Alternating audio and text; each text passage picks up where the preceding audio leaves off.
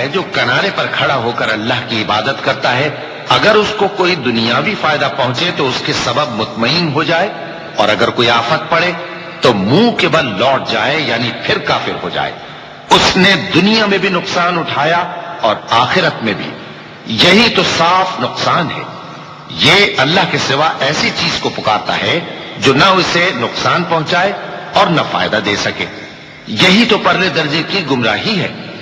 بلکہ ایسے شخص کو پکارتا ہے جس کا نقصان فائدے سے زیادہ قریب ہے، ایسا دوست بھی برا اور ایسا ساتھی بھی برا۔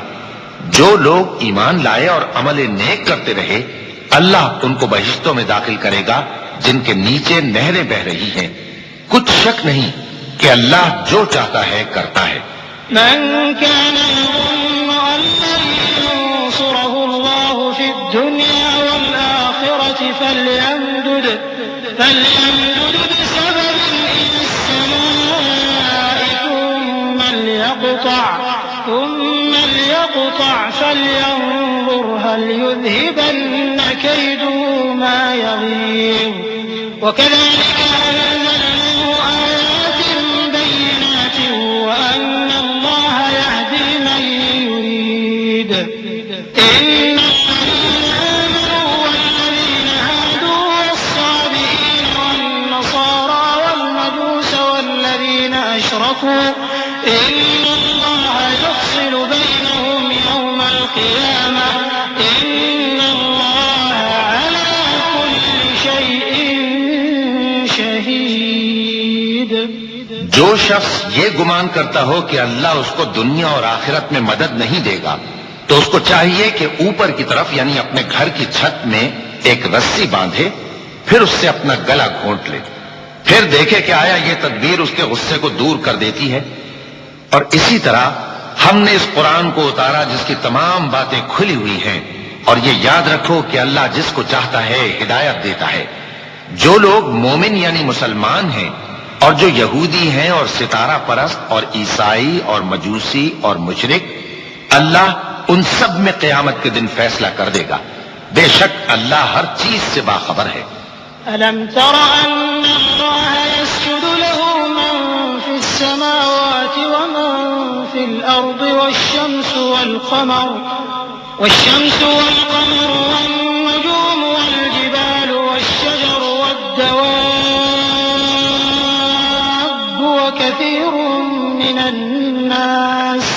وكثير حق عليه العذاب ومن يهن الله فما له من مكرم إن الله يفعل ما يشاء۔ کیا تم نے نہیں دیکھا کہ جو مخلوق آسمانوں میں ہے اور جو زمین میں ہے، اور سورج اور چاند اور ستارے اور پہاڑ اور درخت اور چوپائے اور بہت سے انسان اللہ کو سجدہ کرتے ہیں، اور بہت سے ایسے ہیں جن پر عذاب ثابت ہو چکا ہے، اور جس شخص کو اللہ ذلیل کرے اس کو کوئی عزت دینے والا نہیں۔ بے شک اللہ جو چاہتا ہے کرتا ہے۔ چونکہ آیت سجدہ تلاوت کی گئی لہذا سامعین پر سجدہ واجب ہے۔ اللہ اکبر۔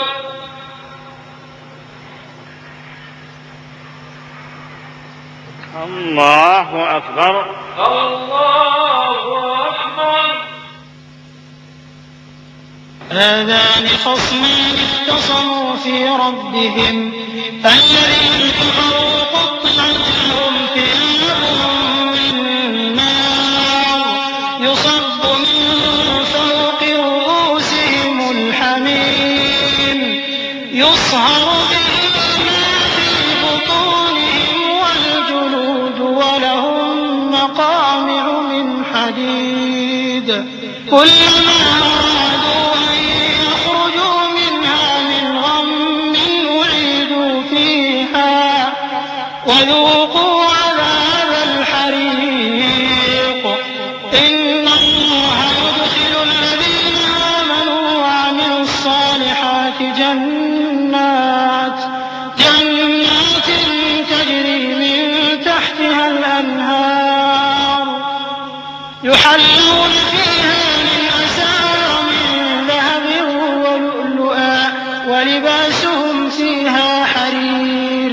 وهدوا إلى الطيب من القول وهدوا إلى صراط الحميد. یہ دو فریق ایک دوسرے کے دشمن اپنے پروردگار کے بارے میں جھگڑتے ہیں، تو جو کافر ہیں ان کے لیے آگ کے کپڑے قطع کیے جائیں گے اور ان کے سروں پر جلتا ہوا پانی ڈالا جائے گا.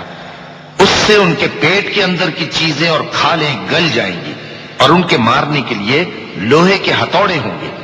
جب وہ چاہیں گے کہ اس رنج و تکلیف کی وجہ سے دوزخ سے نکل جائیں تو پھر اسی میں لوٹا دیے جائیں گے اور کہا جائے گا کہ جلنے کے عذاب کا مزہ چکھتے رہو.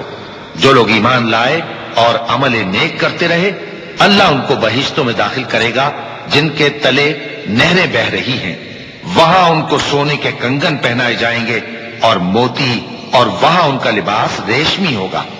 اور ان کو اچھی بات کی طرف رہنمائی کی گئی اور خوبیوں والے مالک کی راہ بتائی گئی.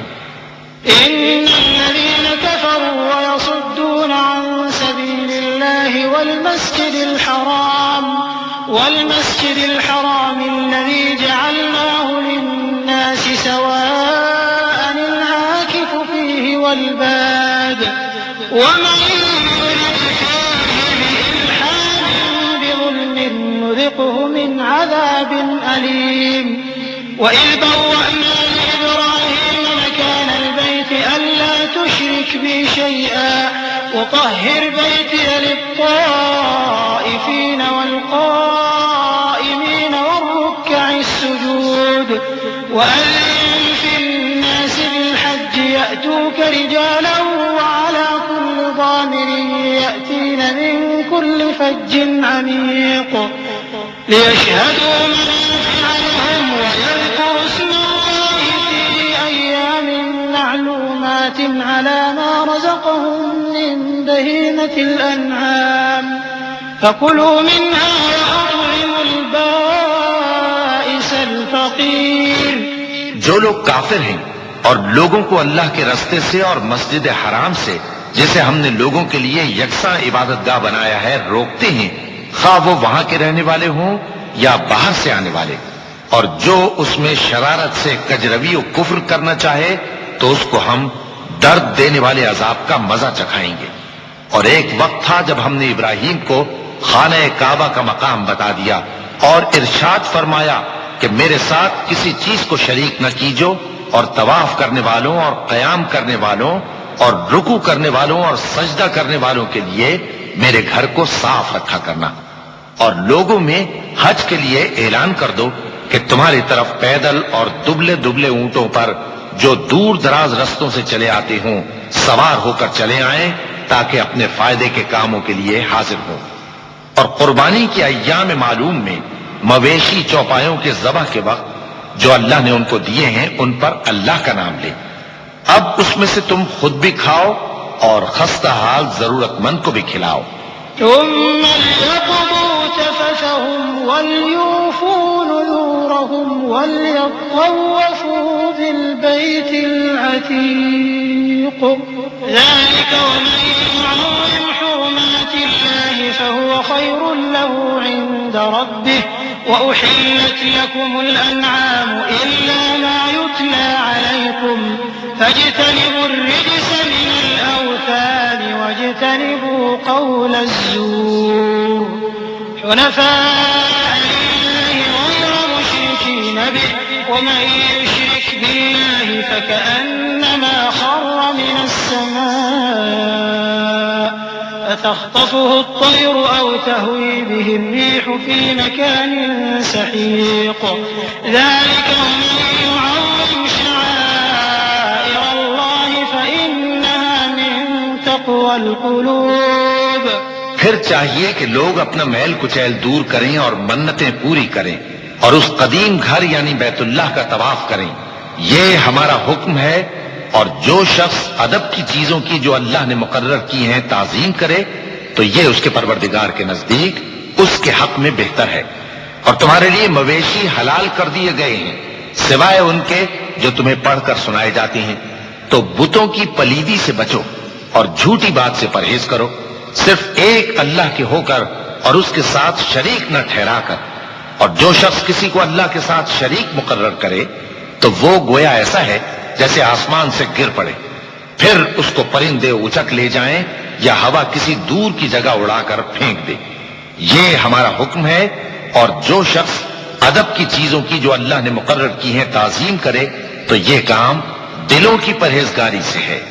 لكم فيها منافع إلى أجل مسمى ثم نحلها إلى البيت العتيق ولكل أمة جعلنا منسكا ليذكروا اسم الله على ما رزقهم من بهيمة الأنعام فإلهكم إله واحد فله أسلموا وبشر المخبتين الذين إذا ذكر الله وجلت قلوبهم والصابرين على ما أصابهم والمقيم الصلاة ومما رزقناهم ينفقون. ان میں ایک وقت مقرر تک تمہارے لیے فائدے ہیں، پھر ان کو اس قدیم گھر یعنی بیت اللہ تک پہنچنا اور ذبح ہونا ہے. اور ہم نے ہر ایک امت کے لیے قربانی کا طریق مقرر کر دیا ہے تاکہ جو مویشی چوپائے اللہ نے ان کو دیے ہیں ان کے ذبح کرنے کے وقت ان پر اللہ کا نام لیں. سو تمہارا معبود ایک ہی ہے تو اسی کے فرما بردار ہو جاؤ اور عاجزی کرنے والوں کو خوشخبری سنا دو. یہ وہ لوگ ہیں کہ جب اللہ کا نام لیا جاتا ہے تو ان کے دل ڈر جاتے ہیں، اور جب ان پر مصیبت پڑتی ہے تو صبر کرتے ہیں اور نماز آداب سے پڑھتے ہیں، اور جو مال ہم نے ان کو عطا فرمایا ہے اس میں سے نیک کاموں میں خرچ کرتے ہیں. وَالْبُدْنَ جَعَلْنَاهَا لَكُم مِّن شَعَائِرِ اللَّهِ لَكُمْ فِيهَا خَيْرٌ فَاذْكُرُوا اسْمَ اللَّهِ عَلَيْهَا صَوَافَّ فَإِذَا وَجَبَتْ جُنُوبُهَا فَكُلُوا مِنْهَا وَأَطْعِمُوا الْقَانِعَ وَالْمُعْتَرَّ كَذَلِكَ سَخَّرْنَاهَا لَكُمْ لَعَلَّكُمْ تَشْكُرُونَ. لَن يَنَالَ اللَّهَ لُحُومُهَا وَلَا دِمَاؤُهَا وَلَكِن يَنَالُهُ التَّقْوَىٰ مِنكُمْ كَذَلِكَ سَخَّرَهَا لَكُمْ لِتُكَبِّرُوا اللَّهَ عَلَىٰ مَا هَدَاكُمْ وَبَشِّرِ الْمُحْسِنِينَ. إِنَّ اللَّهَ يُدَافِعُ عَنِ الَّذِينَ آمَنُوا إِنَّ اللَّهَ لَا يُحِبُّ كُلَّ خَوَّانٍ كَفُورٍ. اور قربانی کے اونٹوں کو بھی ہم نے تمہارے لیے اللہ کے شعائر مقرر کیا ہے، ان میں تمہارے لیے فائدے ہیں. تو قربانی کرنے کے وقت قطار باندھ کر ان پر اللہ کا نام لو، پھر جب پہلو کے بل گر پڑے تو ان میں سے کھاؤ، اور قناعت سے بیٹھ رہنے والوں اور سوال کرنے والوں کو بھی کھلاؤ. اس طرح ہم نے ان کو تمہارے زیر فرمان کر دیا ہے تاکہ تم شکر کرو. اللہ تک نہ ان کا گوشت پہنچتا ہے اور نہ خون، بلکہ اس تک تمہاری پرہیزگاری پہنچتی ہے. اسی طرح اللہ نے ان کو تمہارے زیر فرمان کر دیا ہے تاکہ اس بات کے بدلے کہ اس نے تم کو ہدایت بخشی ہے اسے بزرگی سے یاد کرو. اور اے پیغمبر، نیکوکاروں کو خوشخبری سنا دو. اللہ تو مومنوں سے ان کے دشمنوں کو ہٹاتا رہتا ہے. بے شک اللہ کسی خیانت کرنے والے ناشکرے کو دوست نہیں رکھتا. أذن للذين يقاتلون بأنهم ظلموا وإن الله على نصرهم لقدير.